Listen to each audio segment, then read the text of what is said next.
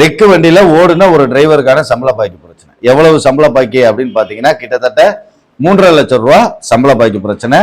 35 மாசம் அந்த வண்டியில அவரு ஓடி இருக்காரு. இந்த 3.5 லட்சம் ரூபாய் பேமெண்ட் வந்து கிட்டத்தட்ட ஒரு 5 மாசமா இழுவரியில இருந்தது. அவர் இப்பதான் நம்ம கிட்ட தகவல் சொன்னாரு.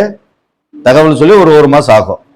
இந்த மாதிரி எனக்கு சம்பள பாக்கி வரணும் அப்படின்னு சொல்லி உறுப்பினர் கார்டு போட்டு அவருடைய பிரச்சனையை நம்ம கிட்ட சொன்னாரு. சொன்ன உடனே நாம அதை விசாரிச்சோம். விசாரிச்ச வகையில என்ன அப்படின்னு பாத்தீங்கன்னா ஏகப்பட்ட விஷயங்கள் வந்திருக்கு. ரிக்கு வண்டி ஓட்டுறதுக்காக போன நபர் மாசத்துக்கு 55,000 ரூபாய் அப்படின்ற கணக்குல போயிருக்காங்க. இது வருஷம் மாறும் அப்படின்ற மாதிரி பேசியிருக்காங்க. ஆனா ரெக்கார்டிக்கல் இல்லை. நல்லா கேட்டுங்க நண்பர்களே, ரெக்கார்டிக்கல் இல்லை, எழுத்துப்பூர்வமாக எழுதல. அதனால இந்த வருஷம் ஒரு 5,000 10,000 என்கரேஜ் பண்ணுவாங்க இல்லையா, அதிகமா கொடுக்கறது, அந்த பேமெண்ட் வரல. இது எதுக்காக அப்படின்னு கேட்டா ஆதாரப்பூர்வமாக எதுவுமே எழுதலை. அதனால நடந்த பிரச்சனை இது. இதுல ஓனருக்கும் டிரைவருக்கும் மனஸ்தாபம் வந்து இந்த பேமெண்ட் செட்டில்மெண்ட் ஆகாம நின்றது. கோபத்துல, அதாவது ஓனர் பணம் தரலன்ற கோபத்துல டிரைவரும் கோவப்பட. ஏன்னா இவர் அவ்வளவு தூரம் நம்பிக்கையா இருந்திருக்காரு.